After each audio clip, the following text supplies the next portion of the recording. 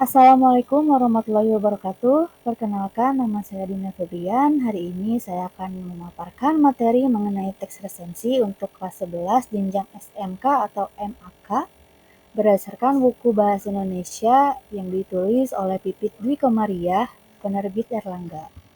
Oke, sebelum masuk ke materi, saya akan memaparkan sedikit mengenai apa yang akan dibahas nantinya, yaitu yang pertama ada di pengertian resensi.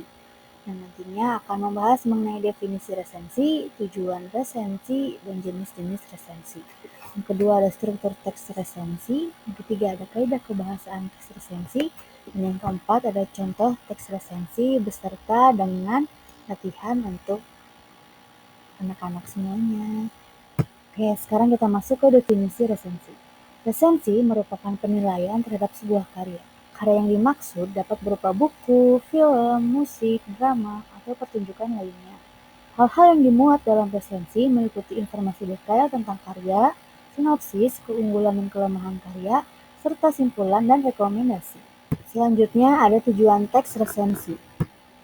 Tujuan teks resensi yang pertama adalah memberikan gambaran dan penilaian umum terkait buku yang dibaca. Yang kedua, memahami keunggulan dan kelemahan buku yang dibaca. Yang ketiga, membandingkan suatu buku dengan buku-buku yang ditulis pengarang sebelumnya. Yang keempat, memahami latar belakang dan alasan sebuah buku ditulis. Yang kelima, memberikan pertimbangan mengenai kelayakan sebuah buku untuk dibaca. Yang keenam, memberikan rekomendasi tentang segmentasi pembaca yang cocok dengan buku yang dibaca. Yang ketujuh, memberikan apresiasi serta kritik dan saran yang membangun untuk pengarang. Kemudian kita akan lanjut ke jenis-jenis teks resensi. Yang pertama adalah teks resensi informatif. Teks resensi jenis informatif ini menyampaikan secara singkat dan hanya mengulas hal-hal umum dari buku yang diresensi. Yang kedua ada teks resensi deskriptif. Teks resensi jenis deskriptif menyajikan pembahasan setiap bagian atau bab buku secara detail. Yang ketiga ada teks resensi kritis. Teks resensi jenis kritis ini mengulas detail buku menggunakan metodologi ilmu pengetahuan tertentu yang bersifat objektif dan kritis. Lalu ada struktur teks resensi. Struktur teks resensi berisi 4 poin. Yang pertama adalah judul resensi. Yang kedua, identitas buku. Yang ketiga, isi resensi. Dan yang keempat, ada penutup resensi. Pada judul resensi ini dibuat oleh resensi. Namun, yang perlu Anda ketahui bahwa judul resensi tidak sama dengan judul buku. Judul resensi biasanya memberikan gambaran per-resensi terhadap buku yang diresensi. Identitas buku ini berisi informasi terkait buku yang diresensi, meliputi judul buku, pengarang, penerbit, tahun terbit, tempat terbit, ukuran buku, tebal buku atau jumlah halaman, ISBN, dan sebagainya. Nah, di dalam isi resensi juga dibagi menjadi 4 poin nih. Yang pertama ada orientasi.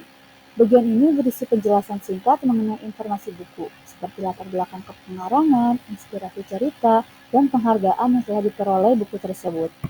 Yang kedua ada sinopsis. Bagian ini berisi ringkasan isi buku. Sinopsis dapat disusun secara bebas tanpa perlu terikat dengan kronologi cerita. Hal yang terpenting, seorang peresensi harus merangkai sebuah sinopsis yang menarik minat pembaca. Yang ketiga, ada analisis. Bagian ini memaparkan unsur-unsur isi buku, seperti alur, gaya bahasa, diksi, pemilihan latar, dan sebagainya. Yang keempat, ada evaluasi. Bagian ini berisi penilaian objektif tentang keunggulan dan kelemahan buku. Pada bagian penutup resensi, peresensi akan memberikan simpulan mengenai kelayakan sebuah buku untuk dibaca dan kepada siapa saja buku tersebut ditujukan.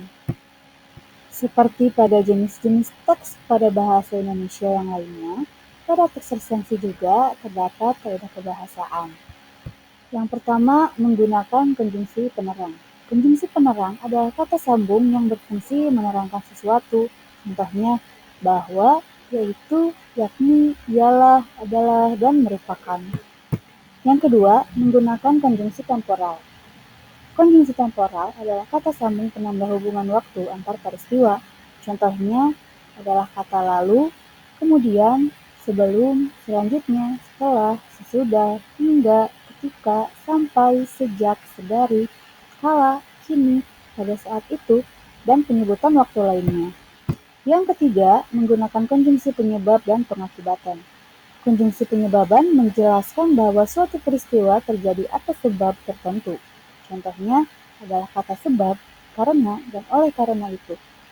Konjungsi pengakibatan menggambarkan suatu peristiwa yang menjadi penyebab peristiwa lain. Contohnya adalah kata sehingga dan akibatnya. Yang keempat, menggunakan konjungsi pertentangan. Konjungsi pertentangan adalah kata sambung yang mempertentangkan suatu hal dengan hal lainnya. Contohnya adalah kata tetapi, namun, meskipun, sedangkan.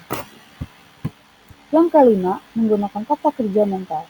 Kata kerja mental adalah kata kerja yang digunakan untuk merespon suatu kejadian yang berkaitan dengan pemahaman, penemuan, perencanaan, ataupun keputusan.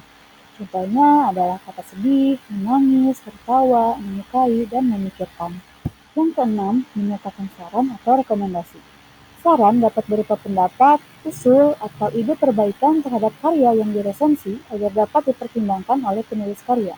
Sementara rekomendasi merupakan anjuran kepada pembaca resensi terhadap buku yang diresensi.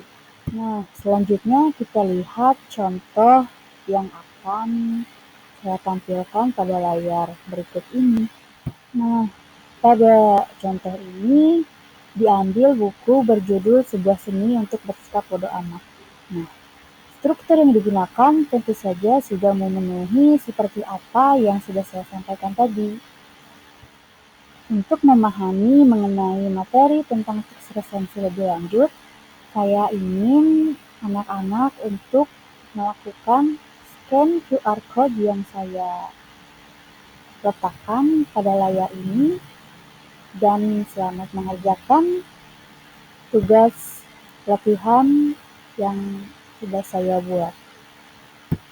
Sebagai penutup pada materi hari ini, saya akan membacakan satu kutipan yang saya gunakan di akhir sesi ini, yang berbunyi, lakukanlah apresiasi pada karya agar karya abadi dan dikenang para insan.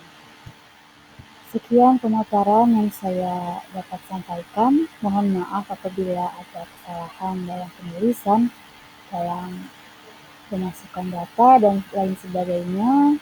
Terima kasih atas anak-anak yang sudah menyimak pembahasan saya dan sudah memahami yang sudah saya sampaikan. Dan sekali lagi saya mohon maaf apabila ada yang membuat anak-anak bingung. Boleh tulis di kolom komentar agar saya bisa mengevaluasi diri saya ke depannya agar menjadi lebih baik. Terima kasih. Assalamualaikum warahmatullahi wabarakatuh.